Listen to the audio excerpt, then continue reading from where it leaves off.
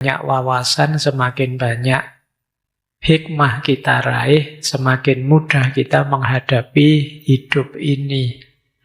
Seperti sering saya ilustrasikan, setiap ilmu yang kita peroleh itu berarti satu senjata yang kita koleksi untuk menghadapi naik turunnya hidup ini. Baik, malam ini kita memulai arena filosofis Jepang dengan membahas satu filosofi yang berkembang di sana, khususnya di masyarakat tradisional Jepang, yaitu Ikigai. Jadi nanti kita filosofi Ikigai ini kan kita sering di ngaji filsafat itu menegaskan bahwa hidup ini harus punya tujuan dong. Hidup ini harus punya makna dong. Nah, Ikigai ini mengajarkan kita itu lebih praktis. Jadi tidak terlalu ruwet bulat seperti filsafat-filsafat yang lain, tapi lebih to the point, praktis bagaimana kita bisa menemukan makna hidup. Meskipun nanti konsep Ikigai ini terus direproduksi ulang oleh beberapa intelektual di barat untuk kemudian dengan konsep mereka sendiri. Tapi secara tradisional sebenarnya dasar konsepnya sederhana untuk menemukan makna hidup. Nanti kita explore ya dari awal sampai akhirnya. Baik, langsung saja biar nyampe waktunya. Jadi Ikigai ini adalah way of living, satu jalan hidup. Ini Iki itu artinya hidup, Gai artinya nilai, manfaat, atau sesuatu yang berharga. Jadi ini kalau didefinisikan panjang, mungkin satu filosofi hidup yang membahas tentang bagaimana hidup yang bernilai, bagaimana hidup yang bertujuan, bagaimana hidup yang manfaat itu. Nah, pokok pertanyaannya Ikigai itu tidak sekedar apa tujuan hidup kita, tapi sebenarnya pokok pertanyaannya adalah apa yang membuat hidup kita ini layak dijalani. Apa yang membuat kita menganggap hidupku itu bernilai loh. Nah, jadi fokusnya ke situ. Jadi pertanyaan pokoknya, apa sih yang membuat hidupku ini layak aku jalani? Aku itu pantas hidup, layak hidup. Itu Ikigai. Jadi tidak semata-mata tujuan. Jadi kalau tujuan biasanya bayangannya kan goal-goal, target-target besar. Tidak itu. Ya tujuan bisa, proses juga bisa. Tapi karena itulah menurutku hidup ini bernilai. Nah, mungkin sampai di titik ini saja teman-teman sudah bisa membayangkan ya. Kalau ada pertanyaan seperti itu, misalnya, menurutmu hidupmu itu berharga karena apa? Hidupmu itu layak dijalani karena ada apanya? Nah, silakan masing-masing jawab. Kalau kalian lancar jawabnya, berarti hidupmu ada rasanya. Jadi dia hidup yang patut, pantas dijalani. Ya macam-macam. Mungkin kamu menjawabnya pekerjaanmu, mungkin keluargamu, mungkin hobimu, mungkin apa saja dalam hidup. Mungkin peliharaanmu misalnya. Peliharaan itu maksudnya kamu melihara ikan, apa kamu pikiranmu jangan aneh-aneh. Jadi itu yang dimaksud Ikigai. Jadi pertanyaan pokoknya, apa sih yang menurutmu membuat hidup ini bernilai? Maka iki dan gai, nilai dan hidup. Baik, pelan-pelan ya kita urai alur berpikirnya ikigai. Jadi konsep dasarnya ikigai yang pertama adalah kita harus punya alasan untuk menikmati hidup kita setiap harinya, setiap detiknya. Saya tahu yang hidup ini sering kali jadi beban pikiran kita kan masalah demi masalah, problem demi problem. Tapi di antara banyak sekali masalah, ya kalian gampang sih nyari masalah itu. Hari ini kamu buka Twitter atau buka Instagram apa buka berita, hari ini langsung ketemu masalah. Langsung kamu akan stres. Tapi di antara sekian banyak masalah itu, hari ini kamu masih bisa memilih untuk hidup, itu alasanmu apa? Itu kalau pertanyaannya dibalik, kok tidak putus asa saja kamu? Kok tidak menyerah saja kamu? Tidak, Pak. Karena titik. Nah, itu yang saya maksud alasan untuk tetap hidup. Mungkin demi orang tua, Pak. Demi anak-anak, Pak. Demi masa depan bangsa ini, Pak. Demi apa saja silahkan. Apa yang membuat hidupmu hari ini masih berharga? Nah, ini agak berbeda dengan teori-teori motivasi barat yang tujuan-tujuan besar, target-target besarmu apa. Ikigai ini, makna itu bisa ditemukan dalam aktivitas sehari-hari. Kecil-kecil pun tidak masalah.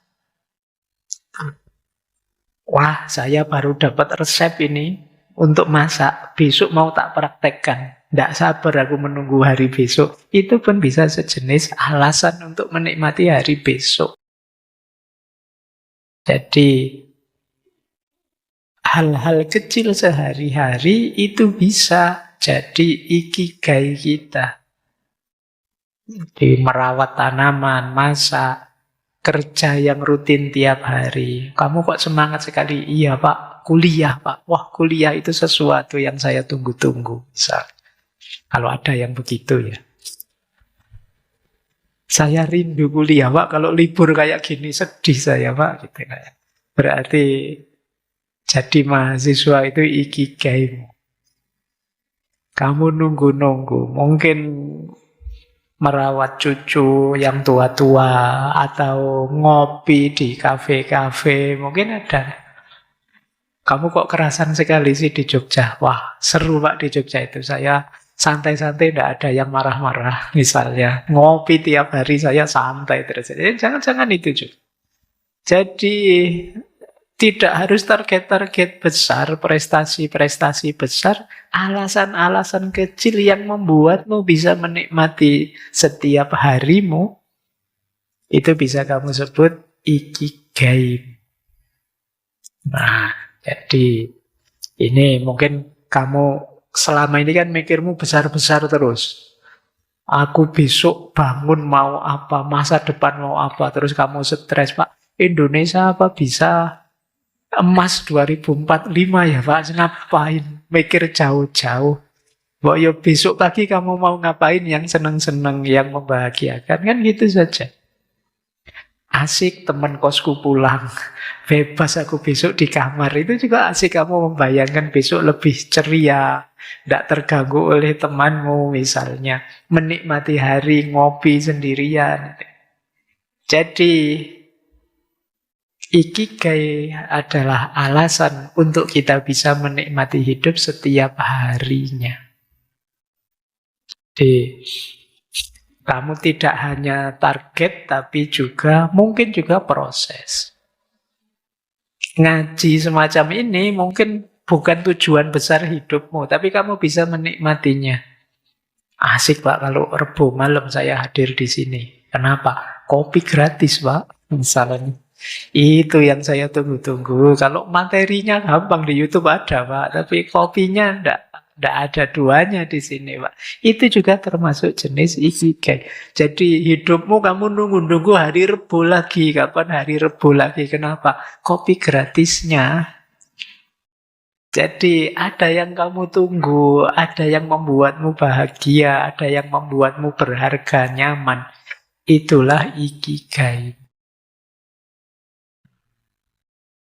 Jadi kalau kemarin kamu merengut saja karena terlalu sering mikir masa depan yang jauh, kamu boleh kok sekarang menikmati sekedar untuk besok.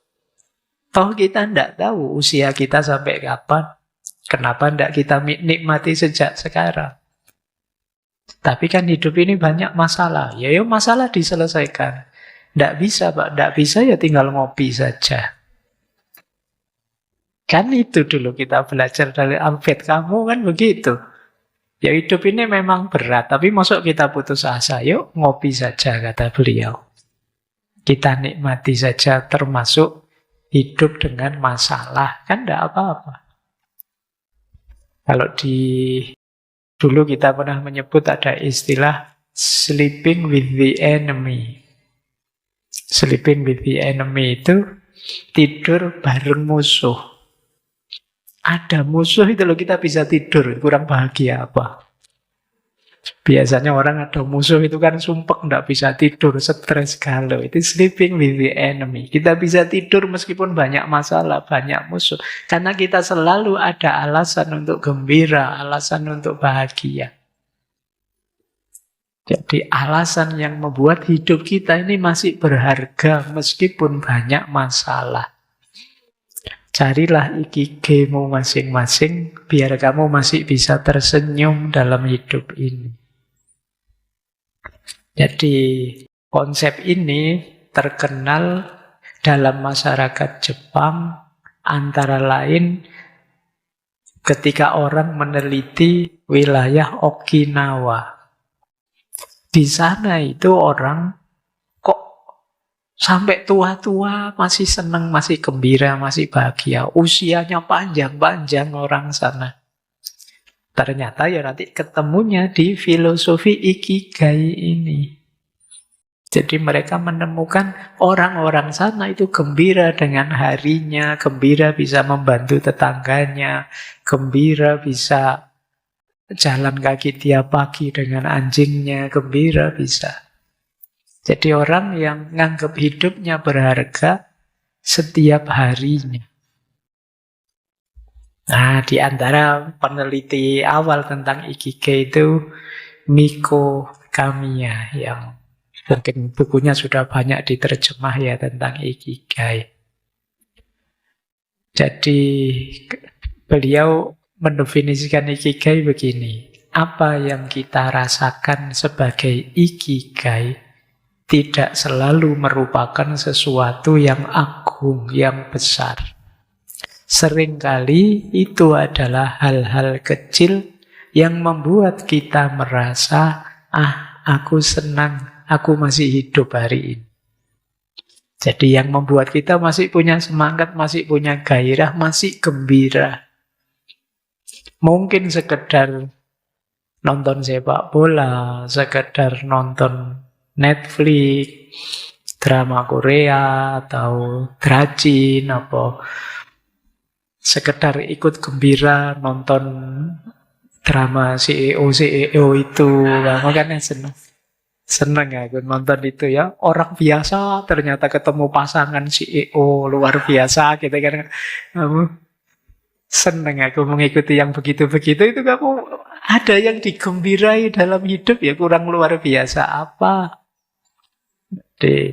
Kita mikirnya selalu tentang yang berat-berat, yang rumit-rumit. Tidak, ada banyak hal kecil yang bisa membuat kita gembira. Kenapa tidak kita, kalau bahasa agamanya, kenapa tidak kita syukuri itu? Kita itu sering terlalu melihat sisi berat, sisi negatifnya hidup kita, sehingga kita jarang senyum, jarang bersyukur. Padahal selalu ada alasan untuk gembira. Kadang cuma nonton anak kecil saja kita gembira. Atau menyelesaikan tugas-tugas kecil, pagi-pagi nyapu sampai bersih. Alhamdulillah nonton kamar kos sekarang rapi. Itu sudah gembira. Jadi ada banyak hal yang bisa membuat kita gembira, tidak harus hal-hal yang luar biasa. Di sehari-hari saja. Yang pertama itu konsep dasarnya. Yang kedua, ikigai itu sifatnya personal.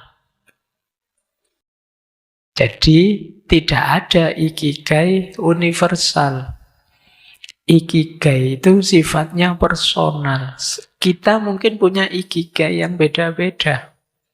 Tidak ada satu hal yang berlaku untuk semua orang yang membuat hidupnya bermakna.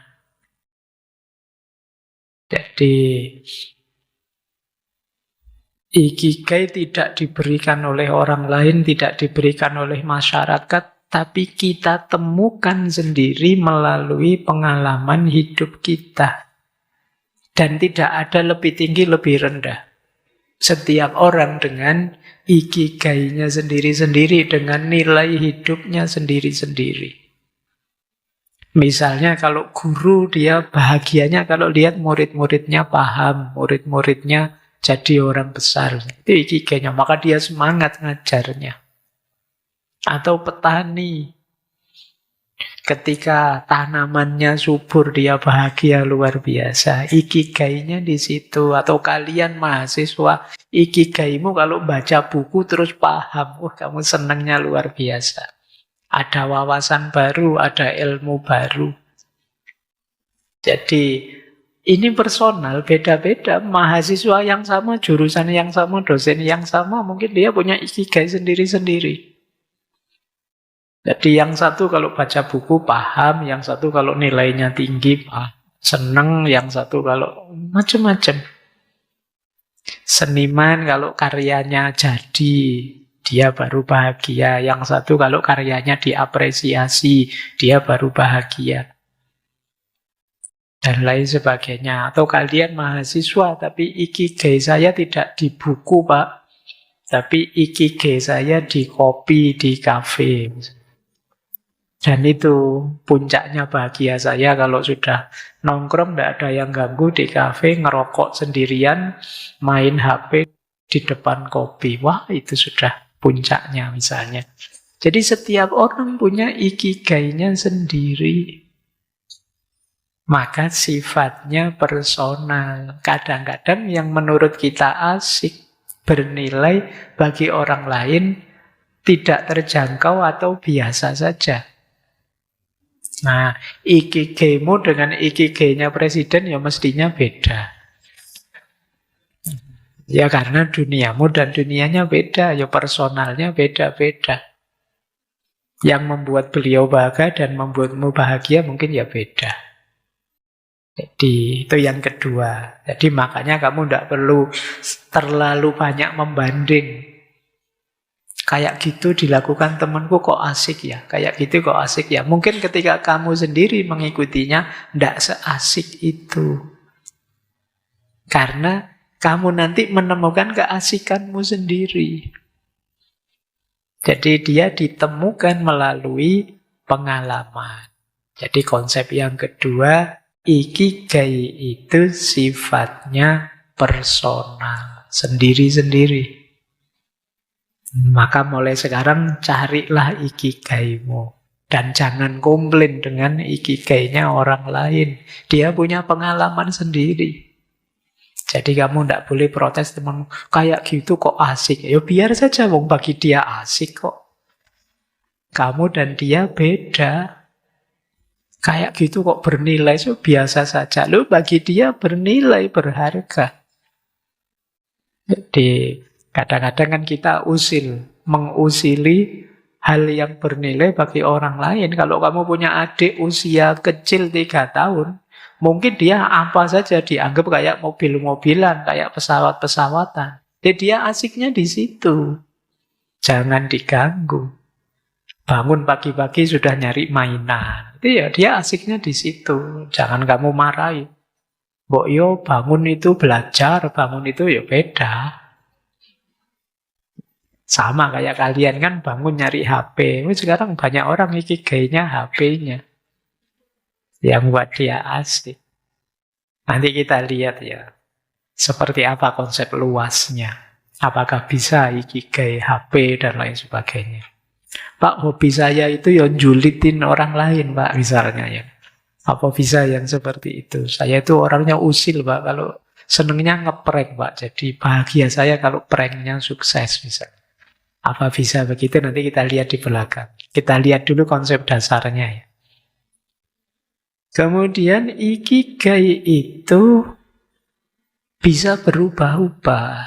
Kenapa? Ya karena kita manusia ini berkembang. Jadi waktu kita dulu kecil, kemudian muda, kemudian tua, bisa berubah, bisa beda-beda. Waktu kecil ikigainya ada di main, Pak. Setelah sekolah belajar, Pak. Setelah mahasiswa pacaran, Pak. Setelah bekerja, setelah dewasa menikah, ada di kerja, Pak. Nanti sudah punya anak, ikigainya ada di anak. Setiap kali melihat anak rasanya gembira, hidupnya rasanya sudah bahagia, penuh, dan lain sebagainya. Nanti kalau sudah tua, ikigainya ada di ketika keluarga ngumpul misalnya. Ketika anak-anak ngumpul semua, itu rasanya tentrem, dan lain sebagainya. Dan itu berkembang terus. Jadi kalian carilah titik bahagiamu dan tidak usah kaget kalau dulu kamu senang sekali, sekarang kok tidak terlalu senang ya dengan ini. Mungkin situasinya berubah, umurmu tambah. Dulu kamu misalnya kayak saya dulu motoran bisa sampai jauh-jauh, sekarang tidak kuat. Tidak nyaman lagi, lebih suka di rumah. Nah itu yang dimaksud, dia bisa berubah. Jadi ikigai bukan kayak identitas yang terus selamanya begitu. Jadi kalau kamu ketemu teman lamamu, kok sekarang tidak kayak dulu, itu biasa. Dia menemukan dunianya sendiri yang asik, yang beda dengan dulu. Itu loh.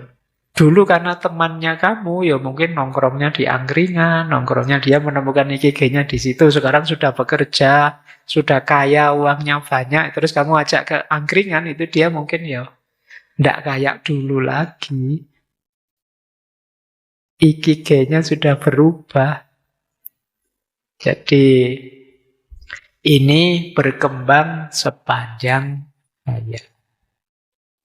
Tidak usah kaget kalau dulu dan sekarang hobimu, passionmu berubah. Terus, dan ditemukan juga dalam proses, tidak hanya di hasil. Jadi, orang tidak perlu nunggu kaya dulu, Pak, ikigai saya kekayaan, tidak harus begitu. Tidak harus kemudian juga lulus dapat ijazah. Kamu proses menuju ijazah pun bisa membahagiakan. Jadi orang misalnya ya, kalau di Jepang biasanya dicontohkan tukang membuat keramik. Tukang membuat keramik itu kan ikigainya ada di keramik. Tapi dia bisa menemukan kebahagiaan di setiap tahap proses menuju membuat keramik itu. Milih tanah liat, membentuknya, membakarnya, itu mengasyikkan. Jadi, misalnya kalian mahasiswa, ikigaimu menulis. Loh, proses menuju menulis itu biasanya juga membahagiakan, tidak hanya menulisnya saja. Untuk bisa menulis, kamu kan harus membaca. Membaca itu bagimu yang menyenangkan. Kenapa? Karena kamu passionmu, hobimu nulis. Jadi, tidak harus nunggu tulisannya jadi. Proses menuju menulis itu sendiri mengasyikkan. Kalian melekan misalnya bikin tulisan, tapi karena kamu senang nulis, menulis itu membahagiakan. Persis kayak kamu yang senang game. Kan mabar misalnya, kan sering-sering mabar itu malam, jarang mabar siang-siang ya. Siang-siang kamu tidur. Kalau malam kamu main. Lo kamu bela-belain ndak tidur malam hari karena asik. Padahal kan ndak mesti menang. Coba main game kamu mesti menang terus, itu mungkin ndak asik. Kamu jadi ndak penasaran. Asiknya di prosesnya menuju menang itu, yang bisa kalah, yang kadang kalah, dan lain sebagainya. Jadi proses pun bisa ditemukan ikigai di sana. Jadi tidak hanya tujuannya, tapi juga perjalanannya bisa jadi ikigai kita. Proses belajarnya, Pak, yang saya suka itu. Kalau nilai sih ya bisa tinggi, bisa tidak, wong di luar kuasa saya. Tapi belajarnya ini yang saya senang. Itu yang dimaksud ikigai di proses. Jadi tidak hanya di garis akhir. Pak, apa sih Pak yang saya banggakan? Wong nilai saya jelek. Anda harus nilai yang harus jadi kegemaranmu. Bisa saja proses menuju nilai itu. Meleannya, Pak. Baca buku. Bahan ujian yang banyak. Semalam saya harus melean. Itu seni tersendiri, Pak. Itu tidak gampang misalnya. Dan saya menunggu momen-momen itu, Pak. Nah, itu proses. Jadi tidak hanya hasil. Jadi ini konsep dasar yang keempat dari ikigai. Konsep dasar yang kelima. Sering orang salah paham ikigai itu ya adanya di pekerjaan kita, di karir kita. Oh, saya ikigai saya dosen. Oh, ikigainya teman-teman mahasiswa tidak hanya itu. Bukan berarti salah. Tapi tidak hanya karir, tidak hanya pekerjaan. Pekerjaan hanya salah satunya. Bisa saja keluarga, bisa saja komunitasmu. Pak, ikigai saya adalah apa lembagamu? Kalian punya lembaga apa? Yang organisasi-organisasimu yang ekstra apa-apa. Itu bisa jadi ikigai. Atau seni. Mungkin ada yang senang nyanyi, ada yang senang main musik, ada yang senang dengar musik. Bisa saja, Pak, saya senang dengerin musik. Bisa jadi ikigaimu. Atau hobimu. Atau kegiatan sosial, bukan yang pekerjaan. Atau praktek spiritual. Ikigai saya ibadah, Pak. Oh, keren. Jadi saya itu setiap kali bangun tidur yang muncul di kepala saya, hari ini ibadah apa ya? Gitu. Kalau bisa kayak gitu kan keren kali ya. Jadi kan kita tidak tahu apa yang menggembirakan hati seseorang. Bisa saja ada yang kayak gini. Kebaikan apa lagi yang bisa saya lakukan? Ini keren. Jadi ya tadi kan contohnya yang simpel-simpel, tapi bisa saja ikigai dahsyat. Ikigai saya, Pak, sedekah, Pak. Oh, luar biasa. Seminggu kamu sedekah berapa? 2.000, Pak, Jumat. Itu ndak ikigai itu. Terpaksa itu. Kalau ikigai itu kamu gembira menjalankannya, asik bisa menikmatinya, semaksimal mungkin kamu melakukannya. Jadi, ya nanti dicontohkan biasanya, tadi saya sebut istilah wibu itu ya. Itu kan senengnya anime-anime, senengnya begitu-begitu. Mungkin ada yang penggemar drakor, drama Korea, tadi itu bisa jadi. Jadi tidak hanya karir dan pekerjaan. Mungkin saja karirmu adalah mahasiswa, tapi yang setiap hari membahagiakanmu adalah binatang peliharaanmu. Mungkin ada yang punya kucing, ada yang punya... Begitu bangun pagi-pagi kamu seneng, nanti main-main jalan-jalan sama kucingku, asik ini. Bisa saja begitu. Ini kalian, yang penting apa sih di ikigai ini? Kamu punya alasan untuk hidup bermakna. Kamu punya dasar untuk hidupku itu loh bernilai. Aku ingin hidup terus. Karena ada ini. Itu yang dimaksud ikigai. Lanjut. Kemudian ikigai itu bisa juga tumbuh dalam hubungan kita dengan orang lain. Ini yang disebut relasi. Karena budaya Jepang itu kan sangat menghormati kebersamaan. Jadi saya merasa bernilai karena saya masih berguna buat orang lain. Itu makanya di Okinawa tadi banyak orang-orang tua yang masih sehat, masih bahagia. Karena dia masih bisa beraktivitas dan masih merasa berguna buat orang lain. Saya jadi dosen dan merasa berguna dengan dosen saya karena banyak mahasiswa-mahasiswa yang terus jadi sarjana. Saya yang bimbing dan saya bahagia karena itu. Ini ikigai yang muncul dalam hubungannya dengan orang lain. Saya jadi anak. Saya itu sebenarnya kuliah di jurusan ini tidak terlalu nyambung sih. Tapi saya senang karena orang tua saya bahagia dengan itu. Dan saya merasa bernilai dengan itu.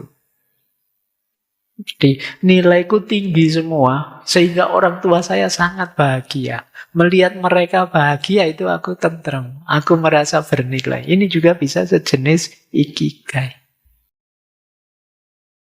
Atau seperti relawan.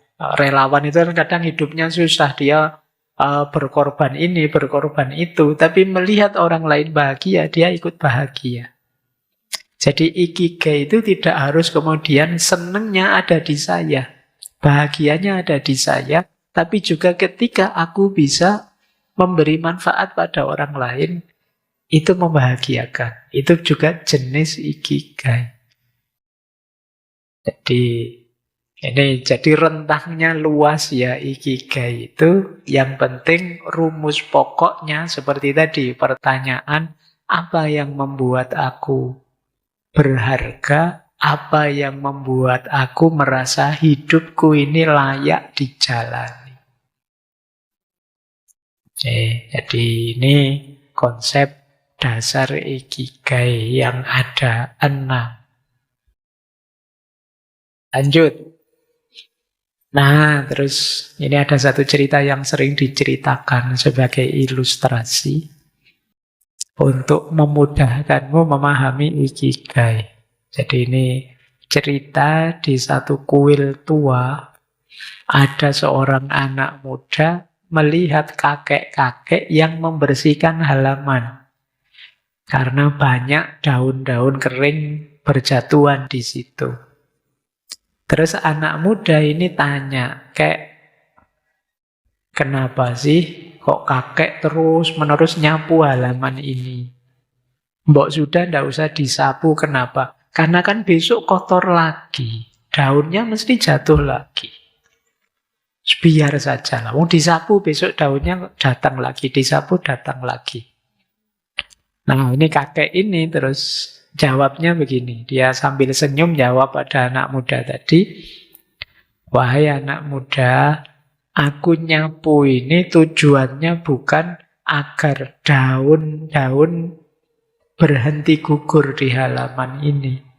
Tapi aku menyapu agar halaman ini hari ini bersih dan terlihat indah. Di kalimatnya ya, hari ini bersih dan terlihat indah. Hari ini saja, wong kita menikmati hari ini. Besok kita tidak tahu. Besok kalau kotor lagi, ya disapu lagi. Nah, besok kalau ada pertanyaan itu lagi, ya biar hari ini terlihat indah. Ini buat kalian yang males mandi ya. Kan kadang alasanmu, alah nanti juga kotor lagi pak, kecut lagi pak, keringetan lagi pak. Loh, mikirnya jangan nanti, sekarang. Biar sekarang, hari ini kamu segar. Iya, nanti kamu beraktivitas, ya loyo lagi. Kecut lagi, ndak segar lagi. Ya mandi lagi, biar besok segar lagi. Jadi hidup itu memang begitu rumusnya. Jadi kalau kamu gara-gara membayangkan besok kotor lagi, besok tidak segar lagi,